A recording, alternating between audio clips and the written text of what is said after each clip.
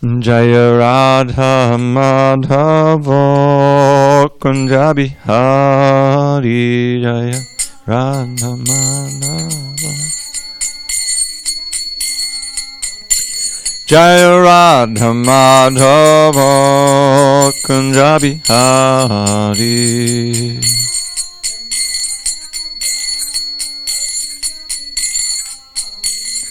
Gopi Jana Vallabha Girivardhari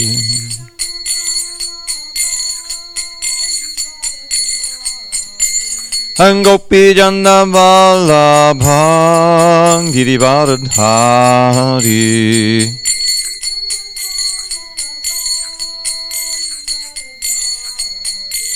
Yashodanandana Brajajana Randana Yashodanandana Brajajana Randana Yamuna Tira Vanachari Yamuna Tira Vanachari Jaya Radha Madhava Kunja Bihari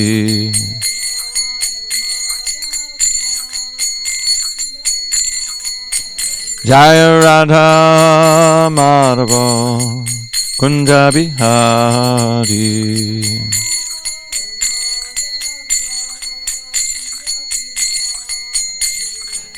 Hare Krishna, Krishna Krishna, Hare Hare, Hare Rama, Hare Rama, Rama Rama, Hare Hare, Hare Krishna, Krishna Krishna, Hare Hare, Hare Rama, Hare Rama, Rama Rama Hare Hare Hare Krishna Krishna Krishna Hare Hare Hare Rama Rama Rama Hare Hare Hare Krishna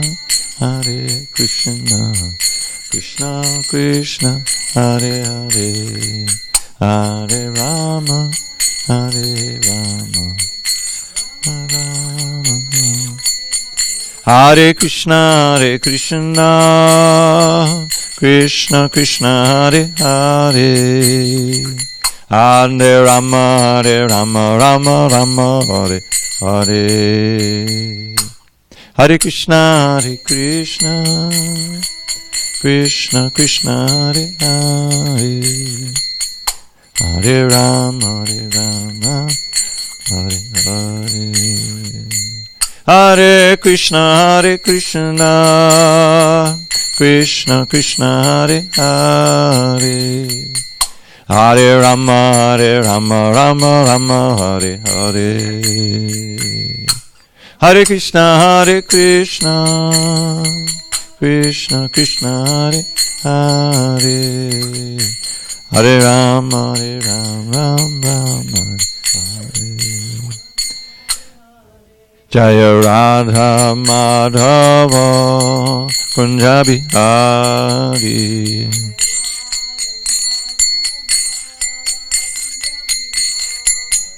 Jaya Radha Madhava Kunja Bihari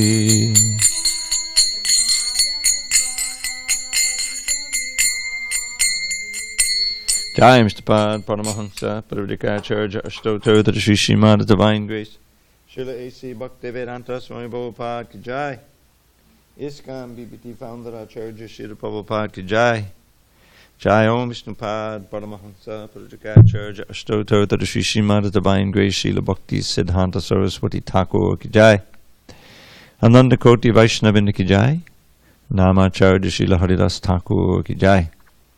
Srimad Bhagavad Gita ki Jai, Samaveda Bhakta Vrinda ki Jai, all glories to the Assam devotees, All glories to the assembled devotees. All glories to the assembled devotees. All glories to Shri Guru and Gauranga. Okay. Om Namo Bhagavate Vasudevaya. Om Namo Bhagavate Vasudevaya. Om Namo Bhagavate Vasudevaya.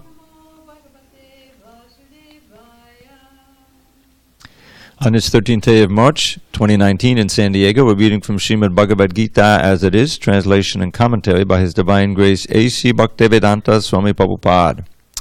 We are in chapter 3 entitled Karma Yoga, text number 41, page 177. Yeah. Tasmat tvamindriyan yado niyamya bharatashabha Papmanam pratihiyenam Jnana vijnana nashanam Tasmat tvamindriyan yado Niyamya bharatashabha Papmanam pratihiyenam Jnana vijnana nashanam Tasmat tvamindriyan yado Niyamya bharatashabha Papmanam pratihiyenam Jnana vijnana nashanam.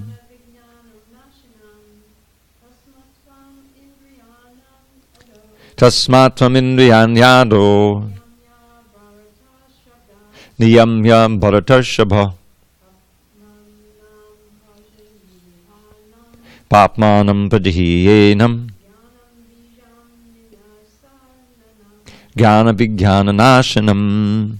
Tasmat, therefore, tvam, you, indriyani, senses, adau, in the beginning, niyamya, by regulating, bharata rishabha, O chief among the descendants of Bharata.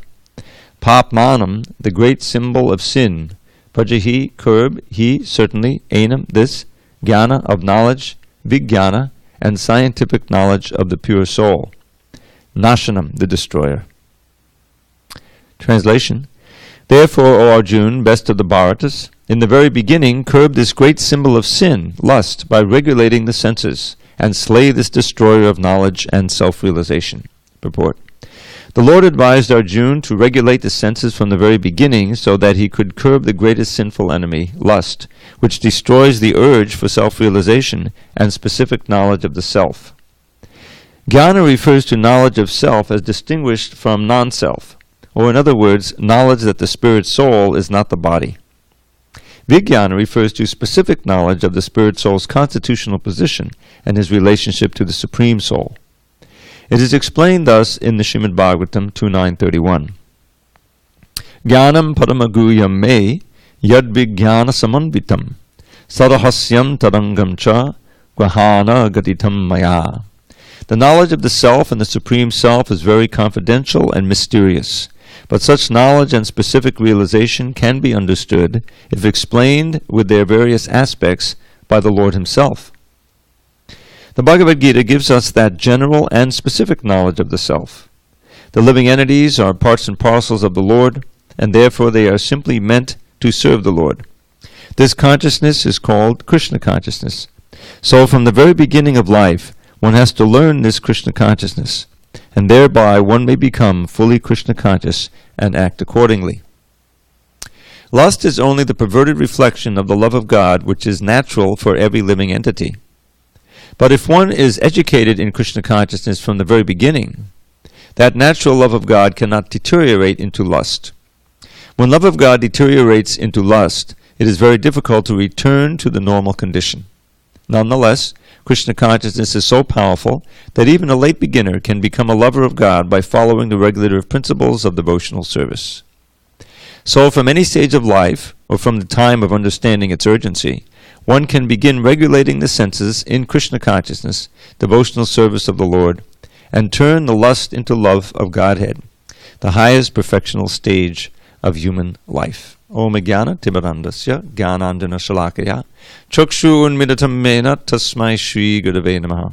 I was born in the darkness of ignorance, but my spiritual master Srila Prabhupada opened my eyes with the torchlight of knowledge. I offer my humble obeisance unto him and to all members of Sri Parampara. So, Krishna has come to the word tasmat, which means therefore, and what he's saying here is that in the beginning, or as soon as possible, one has to regulate the senses, because the more that one lets the senses act in an unbridled way, the more that one will become accustomed to and addicted to sense gratification and under the sway of lust and material desire. So in the beginning, in other words, as soon as possible, Prabhupada refers to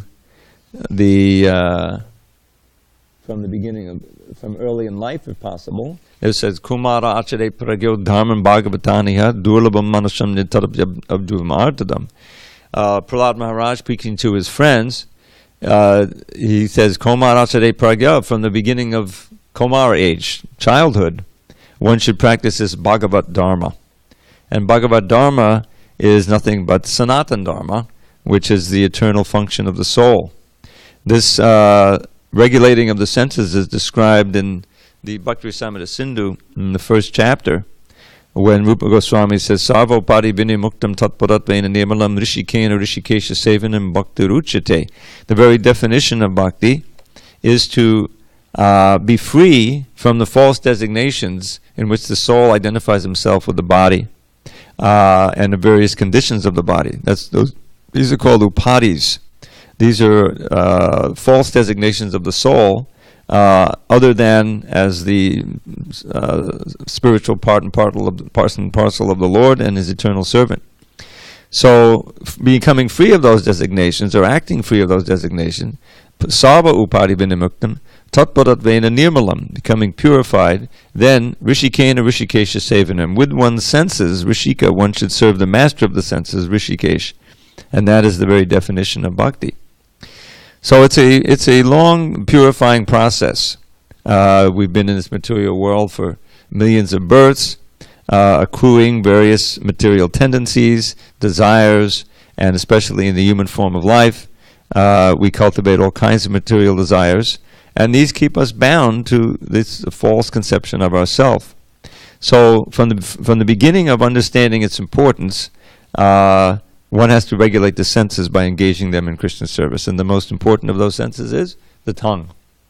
As it is said, another verse, Atakshi Krishnamadi Nabhavaigraya Indriyai, with the present contaminated senses, we can't understand the real nature of Krishna's name, form, qualities, pastimes. But if we begin devotional service, what is it? Sevan muke hi jivado, beginning with the tongue, vibrating the holy name, tasting prasadam, then eventually the purification will take place and Krishna will reveal himself. So here he says, Papmanam prajahi, one can conquer over prajahi, this sinful enemy of lust, by sublimating that lust back into love of God through the proper engagement of the senses and the mind and the intelligence, which are other places, sitting places of these lust. And here he says that this lust is the destroyer of Gyan and Vigyan. So we want to attain Vigyan and knowledge. Prabhupada defines it. Knowledge is knowledge of the self is distinguished from non-self. Knowledge of the spirit soul is not the body. This is preliminary. And Vijnana, Prabhupada says, refers to specific knowledge of the spirit soul's constitutional position. So in other words, Vijnana is realized knowledge of one's actual relationship with Krishna and the details of that relationship. That's Vijnana. And that's also available in the mature stage. But it all begins with engaging one's senses in the service of the Lord. Okay, any comments or questions? Let us move on. Text 42. Indriyani paranyahu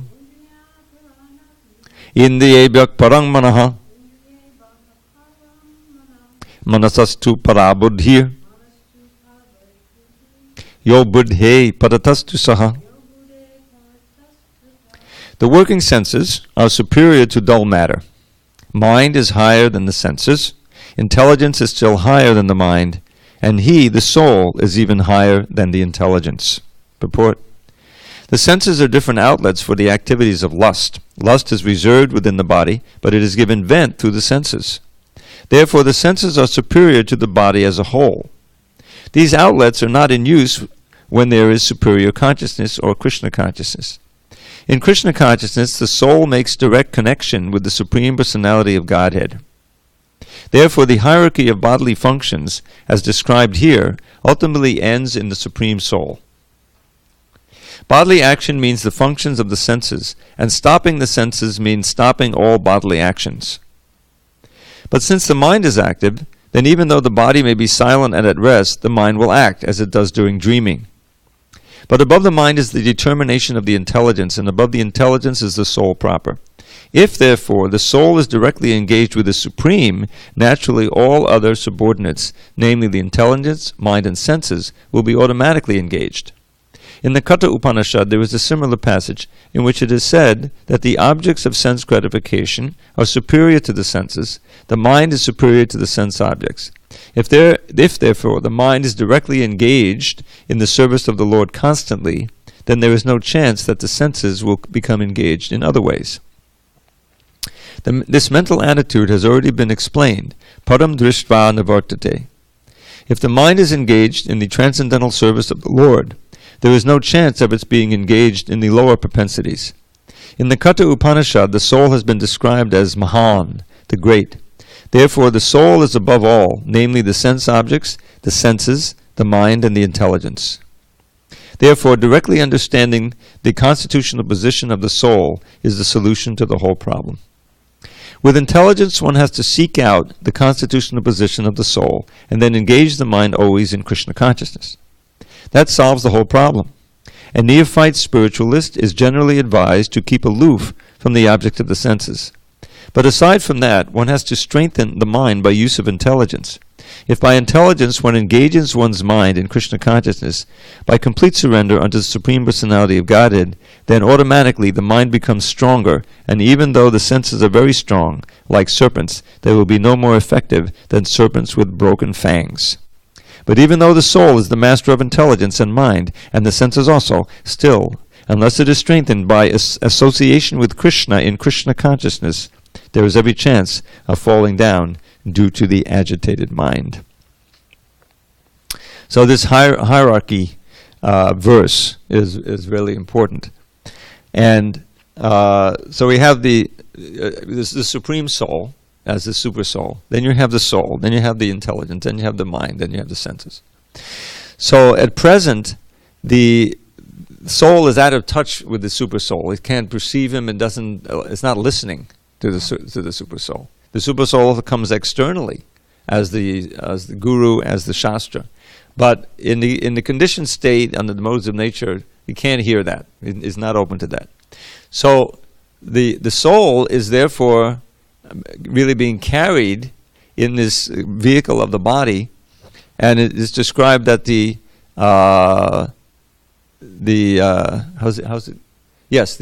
soul is the passenger in the car of the body. The mind is are the reins, and the horses of the senses, and where is the intelligence in there?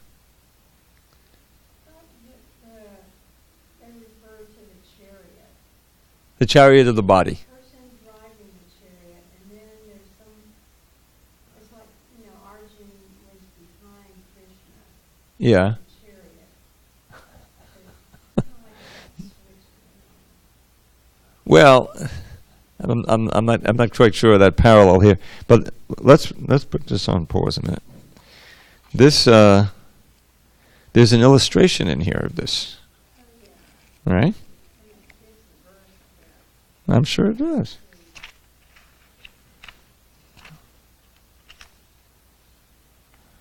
I don't know why I don't have this. Here it is. Page 287. 287? Well, what's the illustration? What's the plate number? It's Oh, plate number 9. I see it. All right. The individual soul is the passenger, and the intelligence is the driver. Of course, the intelligence is the driver. The reins is are the mind, and the senses are the horses. And it's referring to page 287. Let's see.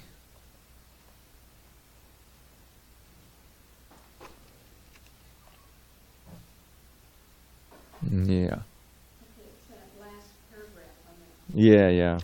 The individual, okay. So this is on page 287, text 34 of the 6th chapter, Dhyana Yoga. The individual is the passenger in the car of the material body, and the intelligence is the driver. The mind is the driving instrument, namely the reins, and the senses are the horses. The self is thus the enjoyer or sufferer in the association of the mind and senses, so is understood by great thinkers. This is from the Katha Upanishad. So the intelligence is supposed to direct the mind, but the mind is so strong and obstinate that it often overcomes even one's own intelligence, as an acute infection may surpass the efficacy of medicine. Such a strong mind is supposed to be controlled by the practice of yoga, but such practice is never practical for a worldly person like Arjuna. In other words, this Dhyana Yoga system. What to speak of modern man? Okay, so back to our verse, which is text 42, the hierarchy. So you have this hierarchy, but the soul is out of touch with the super soul, and so the intelligence is being contaminated in touch with the modes of nature, and being infected with all kinds of ideas of sense gratification and strategies for achieving sense gratification. The mind is telling the intelligence what's pleasurable, what's painful, sankalpa, vikalpa, and directing the senses. Go here, do that in order to enjoy, and avoid this, avoid that in order to avoid pain. And the senses are simply instruments, either the knowledge-acquiring senses or the active senses. So when lust has taken over these three, the senses, the mind, and the intelligence, then the soul really is victimized, and doesn't have any way of understanding what's really in his own best interest. He's taken the criterion from the contaminated intelligence, mind, and senses. And that's why in extreme cases you see someone who's more in the mode of ignorance, more in the mode of goodness, can see things more as they are, and is just aghast at like the addict or the alcoholic who's given over his whole life to feeding this addiction and just destroying himself. But he can't stop. The mind and intelligence are so weak, the senses are very powerful. So that's why he says in the beginning, control the senses. If you can control the senses and keep them connected to Krishna, both on the receiving end, hearing and chanting, and the active end, doing for Krishna, then the mind and the intelligence automatically become purified. So that's the idea. But the key is that the soul needs to open up the channel again toward instruction from the super soul. That's where the spiritual strength is going to come from, and that has to come from like an act of mercy of the Lord, because in our present state we're too covered over, and so that's why I use this analogy of the intervention for an addict or an alcoholic, where someone who's a friend, no one can be a better friend than Krishna. He intervenes. And that's what Krishna does. He comes periodically, as he does, speaks to Bhagavad Gita. He empowers and inspires his representatives to be examples and to be sources of knowledge, channel of knowledge perfectly. And through his efforts, and through his representative efforts, they create an institution like this, where if you are receptive, you can get influenced by Krishna consciousness, by the transcendental energy, and begin the process of controlling the senses and directing them to Krishna. So that's the process here. And as Prabhupada says, the solution to the whole problem is if one can, the soul is above all, namely the sense of, therefore directly understanding the constitutional position of the soul is solution to the whole problem. But you can only understand that when the soul is receiving knowledge from the Aparusheya source. You remember that Aparusheya?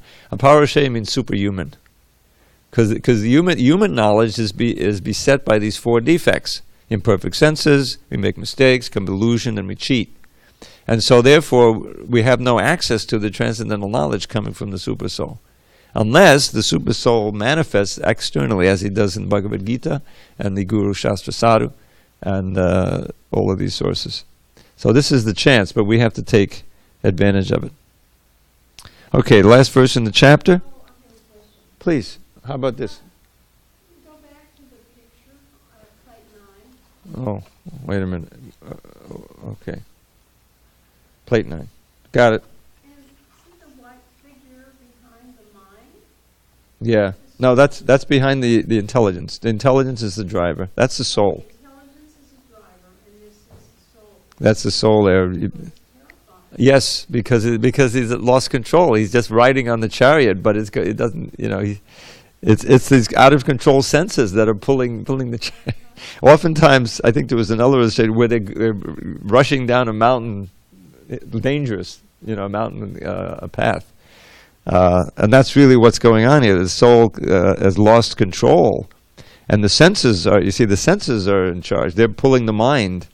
The reins aren't pulling the horse. The horses are pulling the mind, and the intelligence can't do anything because it's too weak.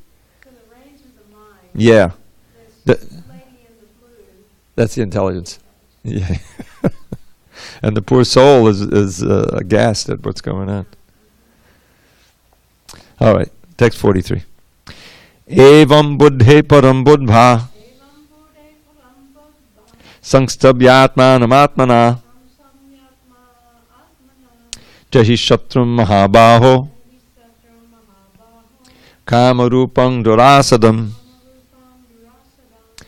Thus, knowing oneself to be transcendental to the material senses, mind, and intelligence, Almighty Arjuna, one should steady the mind by deliberate spiritual intelligence, Krishna consciousness, and thus, by spiritual strength, conquer this insatiable enemy known as lust. Purport.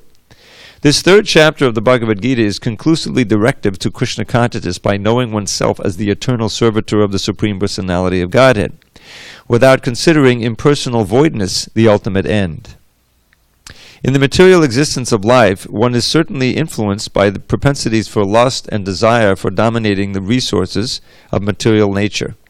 Desire for overlording and for sense gratification is the greatest enemy of the conditioned soul.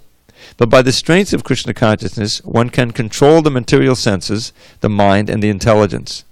One may not give up work and prescribe duties all of a sudden, but by gradually developing Krishna consciousness, one can be situated in a transcendental position without being influenced by the material senses and the mind, by steady intelligence directed toward one's pure identity. This is the sum total of this chapter. In the immature stage of material existence, philosophical speculation and artificial attempts to control the senses by the so-called practice of yogic postures can never help a man toward spiritual life. He must be trained in Krishna consciousness by higher intelligence. Thus end the Bhaktivedanta purports of the third chapter of the Srimad Bhagavad Gita in the matter of karma yoga, or the discharge of one's prescribed duty in Krishna consciousness. Okay, let's do a quick review of this chapter. So it began with Arjuna asking, being puzzled. He says, "O Janardana, Keshav, why do you want to engage me in this ghastly warfare if you think that intelligence is better than fruit of work?" Because Krishna was emphasizing at the end of chapter 2 the Brahma Nirvana, you see, and he mentioned the idea of Buddhi Yoga. Buddhi means the intelligence, and so Brahma Nirvana is not commonly identified with fighting on a battlefield, So Arjuna is puzzled here. This is apparently Vyamashrena, equivocal. My intelligence is bewildered by your equivocal instructions. Therefore, please tell me decisively which will be most beneficial for me. So Krishna says, I've already explained that there are two classes of men who try to realize the self. Some are inclined to understand by empirical philosophical speculation, and others by devotional service. So that's the difference between jnana and jnana yoga and sankyanam. What is it? by the linking process of knowledge of the empiric philosophers, of the Sankhya's, and the active linking process of devotion, karma yoga, of the yogis. So here's the distinction is his karma yoga is being identified with bhakti yoga here, because you're active, you do things with the senses. And jnana yoga is seen as the empiric philosophers, analytical Sankhites. But now Krishna says, you can't simply, not by merely abstaining from work can one achieve freedom from reaction. So this word naishkarmya is important. Freedom, that means freedom from reaction. Naishkarmya is a state where you're acting, but your action does not produce any further karma, good or bad. And you're eliminating bad karma. So you're achieving freedom from reaction. So, but you can't get that coveted state by just not doing anything. Nakarmanam, by non-performance of karma, one cannot attain naishkarmya. Ashnute, you cannot enjoy it, and then nor by renunciation alone can one attain perfection. So it's not a question of just not doing something; it's a question of doing something. And then he says, as he says, you can't do nothing ever. Nahi kaschit chanamapi. Everyone is forced to act helplessly according to the qualities he has acquired from the modes of material nature. Therefore, no one can refrain from doing something, not even for a moment. So you're going to have to act. The question is how to act with the senses, mind, and intelligence in such a way that it's in naishkarmya, that there's no reaction to it. So then he says, text 6, one who restrains the senses of action but whose mind dwells on sense objects certainly deludes himself and is called a pretender. So the false meditators are trying to repress the senses, but their mind is filled with all kinds of desires for sense gratification. That's not going to work. That's hypocrisy. Better, he says, on the other hand, if a sincere person tries to control the active senses by the mind and begins karma yoga in Krishna consciousness without attachment, he is by far superior. So it's not a question of restraining the actions, the senses of action. It's a question of engaging them. This false renunciation and false restraint of action. So that's why I say beginning karma yoga means action in Krishna consciousness and giving the fruit to Krishna. So therefore, perform the prescribed duty. For doing so is better than not working. One can't even maintain one's physical body without work. So he wants Arjuna to perform his duty of fighting. That comes right down to it. But do it for me. And then comes a very important verse, text 9. Work has to be performed as a sacrifice for Vishnu, otherwise work causes bondage in this material world. Therefore, O son of Kunti, perform your prescribed duties for his satisfaction, and in that way you will always remain free from bondage. And so this is this idea that yajna, or sacrifice, is so important that it's another name for Vishnu. In other words, Vishnu is situated in acts of sacrifice. When we begin to sacrifice, and now, with the introduction of this word yajna, we get many purports in which the Sankirtan yajna is mentioned. And you'll find in this purport and subsequent purports that Prabhupada talks about that. Let's see. Nothing should be performed. Here we go, in the next purport. Krishna Varnam Trisha Krishnam. Yajna Sankirtana Prayaya. Mostly this avatar of Lord Chaitanya is worshipped by the Sankirtan yajna. So, but it's a simple yajna. It's not a elaborate yajna with many Brahmins needed and fire sacrifice and mountains of ghee and grain. That's not practical in this age.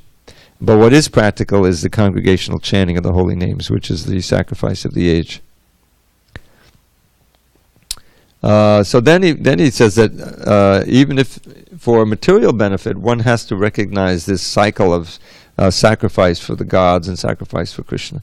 In the beginning of creation, the Lord of all creatures sent forth generations of men and demigods along with sacrifices for Vishnu, and blessed them by saying, "Be thou happy by this yajna or sacrifice, because its performance will bestow upon you everything desirable for living happily and achieving liberation." So this work and sacrifice is the platform. It's a sacrifice for Vishnu, which is not incurring any karma. It's liberating and also providing you with a prosperous life in this world. And then therefore he says, the demigods, being pleased by sacrifices, will also please you. And thus by cooperation between men and demigods, prosperity will reign for all. So this is the one place in the Bhagavad Gita where Krishna is speaking positively about worshipping the demigods. Later on, he'll condemn it in the 7th and 9th chapters. Because ultimately, only worship of Krishna is necessary. In charge of various necessities of life, the demigods, being satisfied by the performance of yajna, will supply all necessities to you, but one who enjoys such gifts without offering to the demigods in return is certainly a thief. And a thief can never be happy. Prabhupada makes that point in the purport. Now, here's the verse about prasadam. This shishta, yajna shishta, means a remnants of sacrifice. The prasadam remnants are also remnants of sacrifice. The devotees of the Lord are released from all kinds of sins because they eat food which is offered first for sacrifice. Others who prepare food for personal sense enjoyment verily eat only sin. And then the next two verses describe how if we want to eat, we need grains, and grains are produced from rains. All living bodies subsist on food grains, which are produced from rains. Rains are produced by performance of yajna or sacrifice, and yajna is born of prescribed duties. So we're back to performing prescribed duties in the mode of sacrifice, and for just getting regulated rain so we can eat. And the karma, regulated activities, are prescribed in the Vedas. The Vedas are directly manifested from the Supreme Lord. Consequently, the all-pervading transcendence is eternally situated in acts of sacrifice. So this is the virtuous cycle. But if you don't follow it, my dear, one who does not follow in human life the cycle of sacrifice, thus established by the Vedas, certainly leads a life full of sin. Living only for the satisfaction of the senses, such a person lives in vain. So this brings up the idea of, like, we come into this world as debtors. Devarshi bhutat rinam pratinam. We owe the demigods, we owe the rishis or teachers, people in general, other beings. And if we don't recognize the debt, we're thieves and we can't be happy. But if we surrender to Krishna, who's the source of all that, then all the debts are paid just by serving him. And then in 17, but on the other hand, if someone takes pleasure in the self, that's the supreme self, whose human life is one of self-realization, who's satisfied in the supreme self only, fully satiated, for him there is no duty. So duties are within the varnashram, but if one is ready to surrender to Krishna, then he doesn't have to worry about the details of varnashram. A self-realized man has no purpose to fulfill in the discharge of his prescribed duties, nor has he any reason not to perform it, nor has he any need to depend on any living being. Therefore, without being attached to the fruits of activities, one should act as a matter of duty, for by working without attachment one attains the supreme. And then he brings up the idea, the point of instructing others through example. Kings such as Janaka attained perfection solely by performance of prescribed duties. Therefore, just for the sake of educating the people in general, you should perform your work. And whatever a great man does, whatever action a great man performs, common men follow, and whatever standards he sets by exemplary acts, all the world pursues. So this idea of people needing good examples is always true in society. And when we have such a set of rogues and thieves running the government, it creates havoc in society. Gives everybody an excuse to act illegally, immorally. So then Krishna gives himself as an example. There's no work, aparta, there's no work prescribed for me within all the three planetary systems, nor am I in want of anything, nor have I need to obtain anything, and yet I'm still engaged in prescribed duties. Why? Because if I ever failed to engage in carefully performing prescribed duties, certainly all men would follow my path. So Krishna would himself be responsible, as he says in the next verse. If I didn't perform prescribed duties, all these worlds would be put to ruination. I would be the cause of creating unwanted population, and I would thereby destroy the peace of all living beings. So Krishna especially showed this performing duties in his Dwarka Leela, where he would be part of the governing body. He wasn't the king. The king was Ugrasen. But they had a sabha, they had a parliament where they would meet and discuss things, all the leaders.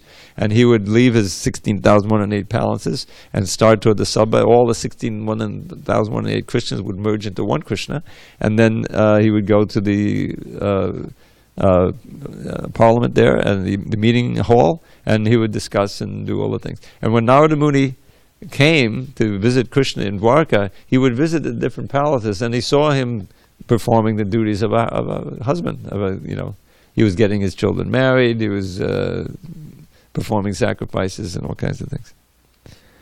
So he's showing by example. Very important. As the ignorant perform their duties with attachment to results, the learned may similarly act, but without attachment, for the sake of leading people on the right path. So as not to disrupt the minds of ignorant men attached to fruit of results or prescribed duties, a learned person should not induce them to stop work. Rather, by working in the spirit of devotion, he should engage them in all sorts of activities for the gradual development of Krishna consciousness. And that's what Prabhupada did in this society. He gave us all engagements and gave us ways of becoming Krishna conscious while working. And then this very important verse 27, the spirit soul bewildered by the influence of false ego thinks himself the doer of activities that are in actuality carried out by the three modes of nature.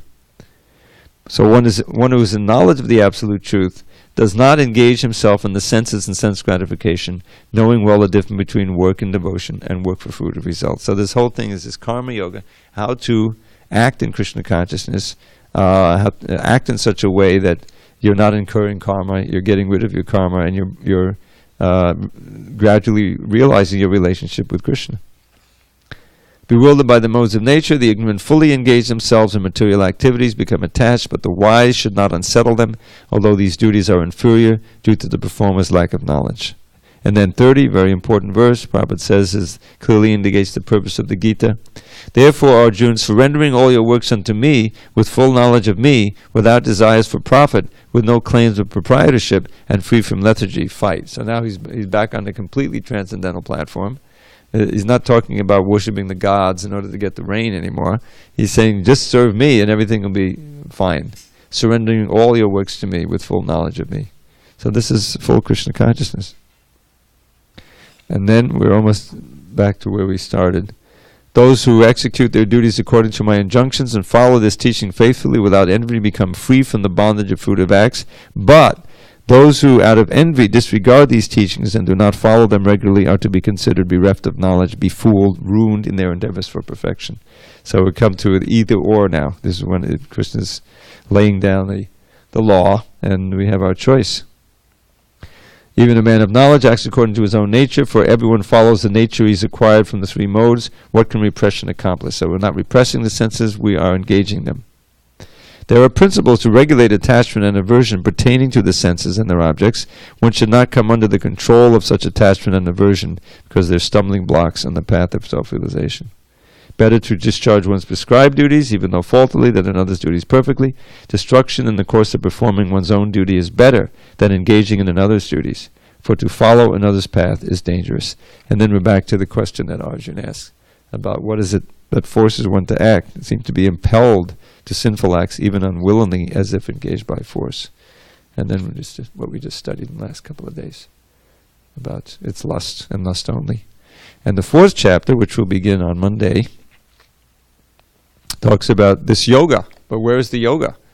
He's referring back to the previous verse, which is the last verse of the previous chapter. And so he's referring to that process by which one can control the lower self by the higher self through purified intelligence.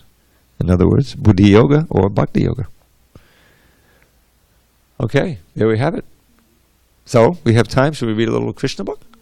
Okay, so we'll be in chapter 4 on Monday. And,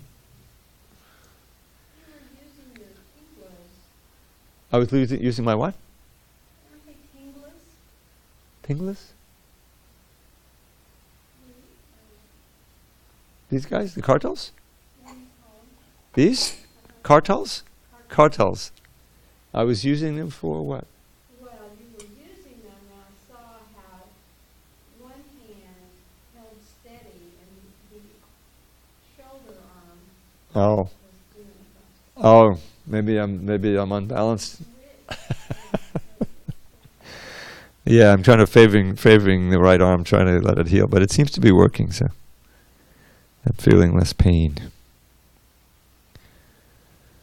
Okay, let's see where we are now.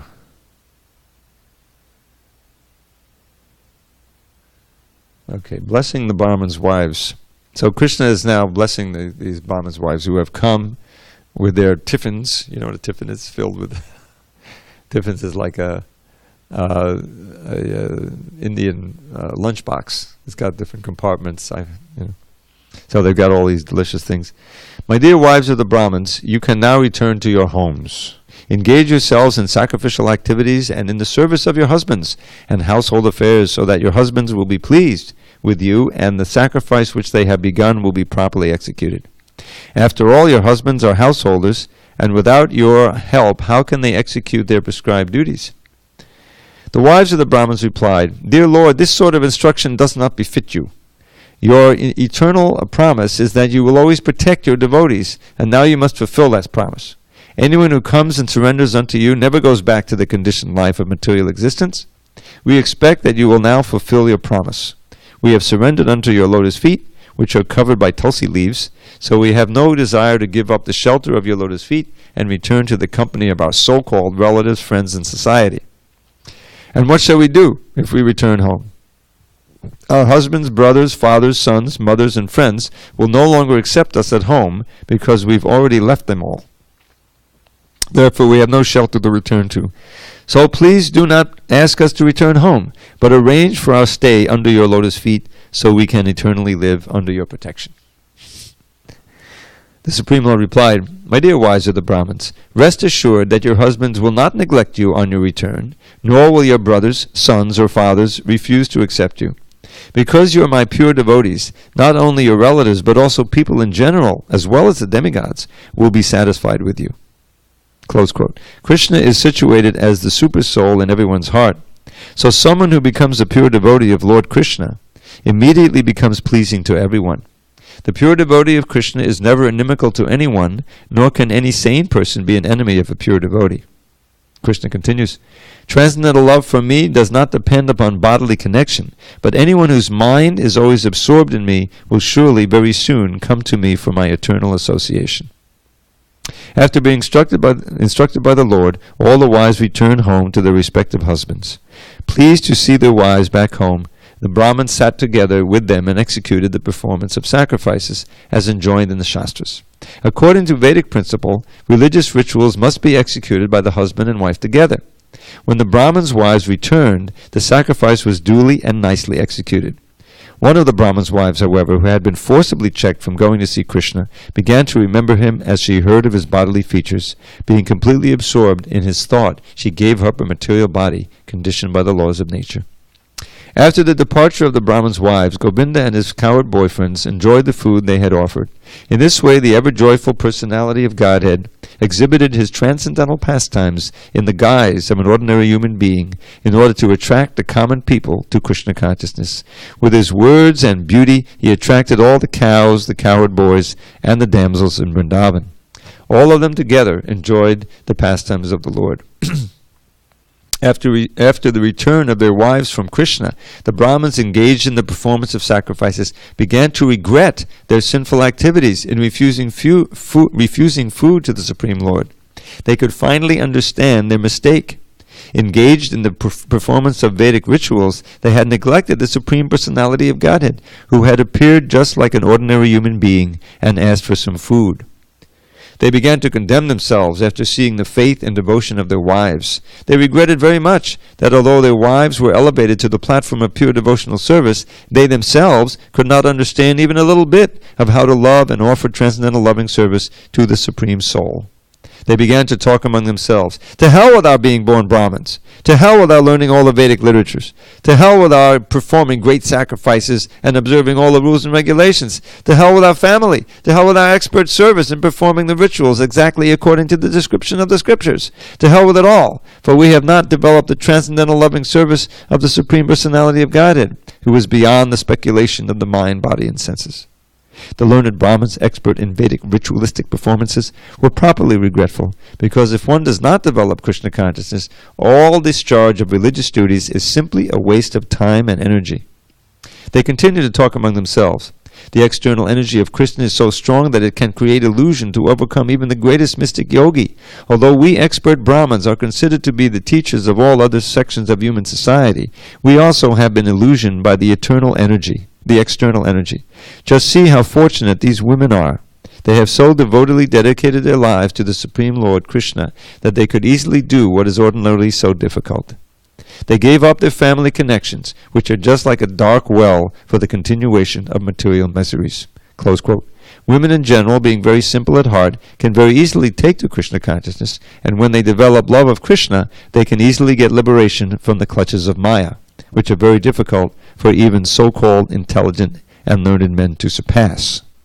The Brahmins continued, according to Vedic injunction, women are not allowed to undergo the purificatory process of initiation by the sacred thread, nor are they allowed to live as brahmacharinis in the ashram of the spiritual master, nor are they advised to undergo the strict disciplinary procedures, nor are they very expert in discussing the philosophy of self-realization. And by nature they are not very pure, nor are they very much attached to auspicious activities. Therefore, how wonderful it is that these women have developed transcendental love for Krishna, the Lord of all mystic yogis. They have surpassed all of us in firm faith and devotion unto Krishna. Although we are considered masters in all purificatory processes, we did not actually know what their goal is because we are too much attached to the materialistic way of life. Even though we were reminded of Krishna and Balaram by the cowherd boys, we disregarded them. We now think that the Supreme Personality of Godhead simply played a trick of mercy on us by sending his friends to beg some food from us. Otherwise, he had no need to send them. He could have satisfied their hunger then and there just by willing to do so. Close quote. If someone denies the self-sufficiency of Krishna on hearing that he was tending the cows for his livelihood, or if someone doubts his not being in need of food, thinking that he was actually hungry, then such a person should understand that the goddess of fortune is always engaged in his service. Okay, we have to stop here. There's a little more in this chapter, but we don't have time. We'll finish it on Monday. All glories to Srila Prabhupada.